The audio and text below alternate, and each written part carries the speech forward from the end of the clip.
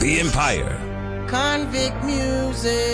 Le taulier de l'équipe espoir du BCM, c'est lui, Jonathan Roussel, à 19 ans, et il est l'avenir du basket français. Appelé régulièrement en équipe de France des moins de 19 ans, il est l'un des meilleurs meneurs de sa génération, un scoreur ou plus communément appelé serial shooter. Le basket, Joe l'a dans le sang depuis son plus jeune âge, et ce grâce à une famille de basketteurs.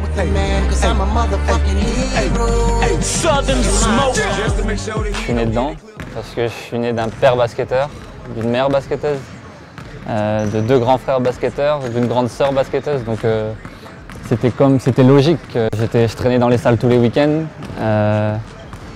Peut-être paraître bizarre, mais je voyais que ça. Quand on me demandait ce que je voulais faire plus tard, c'était basketteur tout le temps.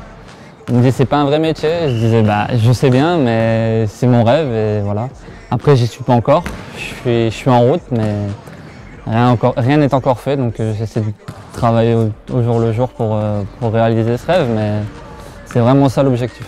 Aujourd'hui intégré parfaitement parmi le groupe pro, Roussel connaît l'importance de cette saison dans sa carrière. Barré la saison passée au poste de meneur par le duo Tony Skinn-Loïc Akono. Désormais, ses chances de jouer sont plus grandes. Son statut a changé. C'est désormais lui qui fait office de sparring partner à Ben Woodside. Tony Skinn, c'était pas pareil l'année dernière. Il y avait Loïc avant moi, donc c'était vraiment eux qui avaient une relation. Moi, j'étais un peu plus à côté. Là, cette année, je suis vraiment avec Ben Woodside et ça se passe vraiment bien. Ça se passe vraiment bien. C'est vraiment quelqu'un de sympa. Il a un très bon fond et un super basketteur, faut le dire. Et à l'entraînement, on se bourrine certes, mais ça reste dans le respect. Et ça fait vraiment progresser. Je pense que je l'aide aussi parce que je lui rends rien de facile. Et je pense que c'est mon rôle aussi, je lui rends rien de facile. Et lui aussi, donc une super relation. Chatouiller Ben un petit peu, c'est de continuer à l'embêter à l'entraînement. C'est que s'il y a un problème un jour, arriver à rentrer en pro et pas faire n'importe quoi. Prouver que je peux aider, pas faire baisser le niveau de l'équipe, rester à la même intensité. Et puis de toute façon, on aura vraiment la réponse un jour si je rentre, si vraiment je peux le faire ou pas. Si je peux pas, j'irai à l'échelon inférieur. Si je peux, tant mieux. Mais je travaille pour savoir.